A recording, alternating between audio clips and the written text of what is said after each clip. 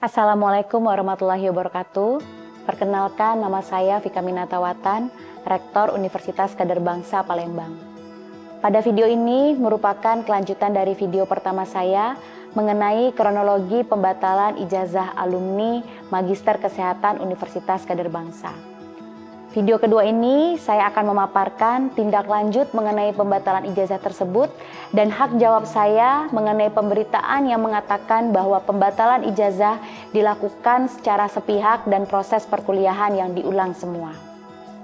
Saya awali bahwa proses pembatalan ini sudah memenuhi mekanisme dan prosedur sebagaimana yang tertuang dalam berita acara EKPT.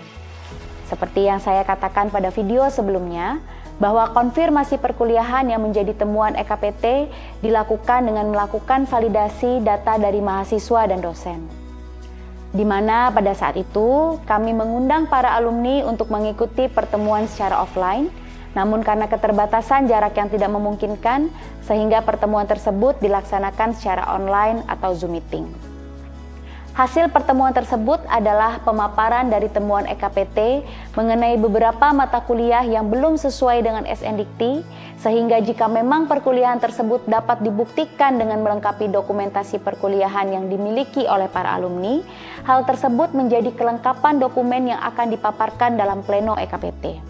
Kenyataannya, dokumen yang dikumpulkan baik dari mahasiswa maupun dari Universitas Kader Bangsa tidak dapat memenuhi hasil temuan mata kuliah yang dianggap belum sesuai dengan SNDikti. Dengan demikian, beberapa mata kuliah yang menjadi temuan harus diulang atau dikuliahkan kembali berdasarkan jumlah kekurangan yang belum terpenuhi. Artinya, tidak semua mata kuliah yang sudah ditempuh harus dikuliahkan ulang. Seperti yang saya tekankan, hanya beberapa mata kuliah yang menjadi temuan EKPT. Maka dari itu, ketika pleno EKPT terakhir, Universitas Kader Bangsa memberikan jadwal yang menjadi pemenuhan mata kuliah yang harus dikuliahkan ulang, sehingga waktu yang akan ditempuh alumni yang dibatalkan ijazahnya diharapkan dapat selesai dalam waktu 1 semester atau 6 bulan jika mengikuti jadwal di hari Jumat dan Sabtu. Akhir dari video kedua ini, ada beberapa poin yang ingin saya pertegas guna menjadi hak jawab saya terhadap pemberitaan simpang siur yang beredar, yang mana pemberitaan tersebut menyudutkan Universitas Kader Bangsa.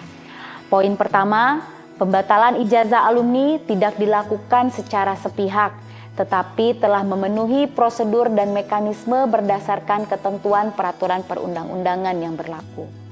Poin kedua, pembatalan ijazah melibatkan alumni melalui Zoom meeting yang selanjutnya hasil pertemuan tersebut diteruskan dan dibahas dalam rapat pleno EKPT. Poin ketiga, perkuliahan yang akan dilalui bukan semua mata kuliah yang sudah ditempuh, tetapi hanya mata kuliah yang dianggap tidak memenuhi SNDikti sesuai dengan temuan EKPT. Demikian video kedua pemaparan saya sebagai Rektor Universitas Kader Bangsa, dengan harapan seluruh masyarakat dapat memahami secara menyeluruh terhadap proses pembatalan ijazah alumni Universitas Kader Bangsa, sehingga tidak menimbulkan pemahaman yang tidak lengkap dan mengakibatkan kerugian terhadap nama baik Universitas Kader Bangsa. Akhir dari video ini, saya haturkan wabillahi taufik wal hidayah. Wassalamualaikum warahmatullahi wabarakatuh.